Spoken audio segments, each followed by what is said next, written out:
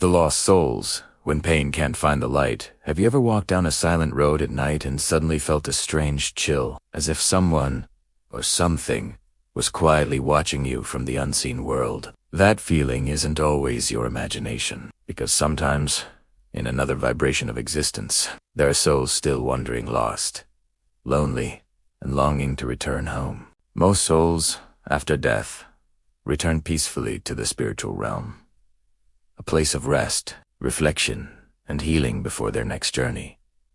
But not all are so fortunate. Some souls can't make that gentle transition. They become trapped between two worlds, no longer human, yet not fully spirit. Usually, these are young or unawakened souls who died suddenly, violently, or in deep emotional pain, through accidents, murder, suicide, or abortion. The shock and intensity of their final moments release an enormous wave of fear, anger, and confusion. That emotional energy creates a kind of energetic gravity, holding the soul stuck in the very place and time where their life ended. They Dante move on, not because they're evil, but because they Dante realize they've died. They linger in confusion, trying to keep living the life they once had. And that's how lost souls, or wandering spirits, are born. Some of them repeat the same actions they once loved in life, working, eating, visiting the people they cared for, desperately trying to feel alive again. But without a body, they can't experience the world directly.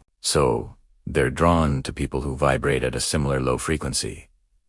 Those who are addicted to alcohol, sex, power, or material desires. Through energetic merging, the soul temporarily satisfies its cravings through the living. This isn't the same as possession in the horror movies. It's more like energetic influence. The lost soul amplifies the host's desires, emotions, and impulses. When the host can no longer match that vibration, the soul leaves searching for someone else who resonates with its pain. True possession happens only when the person becomes a direct channel or conduit for the soul. In spiritual terms, we call this mediumship or channeling. While this connection can be sacred and healing, most possessions in reality are not from ancestors or loved ones, but from low-vibration entities pretending to be them, feeding off the person's energy and emotions. This is why spiritual protection and discernment are so important, because souls are pure energy.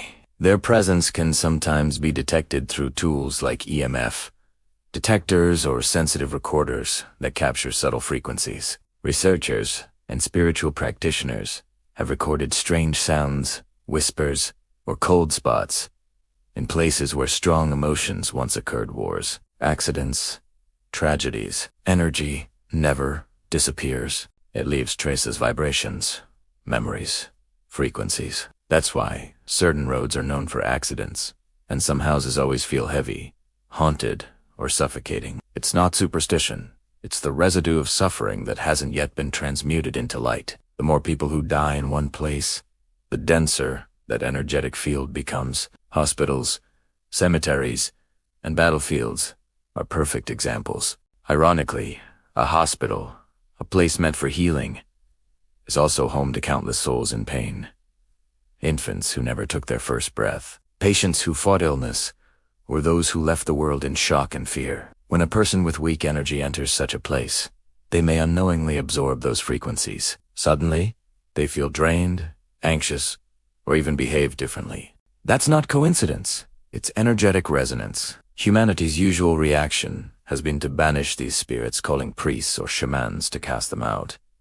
But in truth, banishment doesn't heal them. It only forces the soul to move somewhere else, still confused and angry. Sometimes, the ritual itself causes the spirit to become even more hostile, deepening the cycle of pain between the two worlds. What lost souls truly need is understanding, compassion, and light. They don't need to be attacked.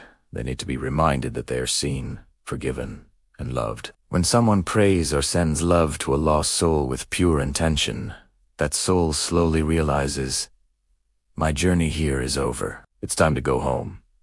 So, the next time you feel a strange presence, instead of fear, try compassion. Close your eyes, place your hand over your heart, and whisper softly, if there's a soul here, I thank you for being present.